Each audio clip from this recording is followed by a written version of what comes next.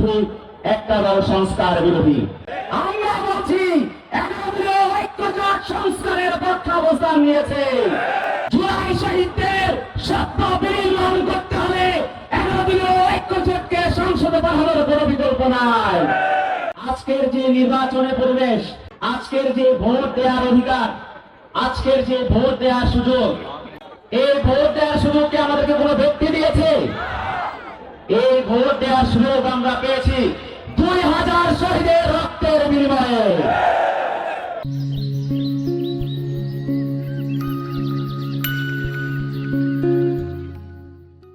যদি 11 দলীয় ঐক্যজোট ক্ষমতায় যায়, 11 দলীয় ঐক্যজোট শুধু সংস্কার প্রক্রিয়া বাস্তবায়ন করবে না, 11 দলীয় ঐক্যজোট জুলাই শহীদদের যে গণহত্যা হয়েছে সেই গণহত্যার বিচার সাধন করবে। আমরা বলছি 11 দলীয় ঐক্যজোট তারুণ্যের ঐক্যজোট। আমাদের যে বিরোধী পক্ষ রয়েছে তাদের মধ্যে আপনারা কোনো তারুণ্য দেখেছেন?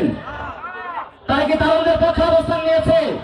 তাদের মধ্যে কোনো ধরনের তারুণ্য নাই। কিন্তু আমাদেরকে বুঝতে হবে 2024 সালের জুলাই আগস্টে তারুণ্যই বাংলাদেশ থেকে ফ্যাসিবাদকে হটিয়েছিল। একমাত্র তারুণ্যই পারে আগামীর বাংলাদেশকে পুনর্গঠন করতে। সুতরাং এই তারুণ্যের জোট 11 দলীয় ঐক্যজোটকে অবশ্যই আমরা ব্যাপক বিপ্লবের মাধ্যমে ক্ষমতায় পাঠাবো ইনশাআল্লাহ। সেই জায়গা থেকে মতবাড়িয়ার সূর্য সন্তান ডক্টর শামীম হামিদী, যিনি পেশায় একজন শিক্ষক, আমরা কি বলি না শিক্ষকরা হলো দেশ গড়ার কারিগর? আমরা বলতে চাই ডক্টর শামীম হামিদী যদি সংসদে যায় তিনি রাষ্ট্র গড়ার কারিগর হবেন ইনশাআল্লাহ। তিনি শুধু মতবাড়িয়াবাসীর কথাই বলবেন না, তিনি গোটা বাংলাদেশকে মেরামতের কথা বলবেন। সেই শামীম হামিদীকে আগামী 12 ফেব্রুয়ারি ব্যাপক বিপ্লবের মাধ্যমে জাতীয় সংসদে পাঠানোর দায়িত্ব কিন্তু আপনাদের।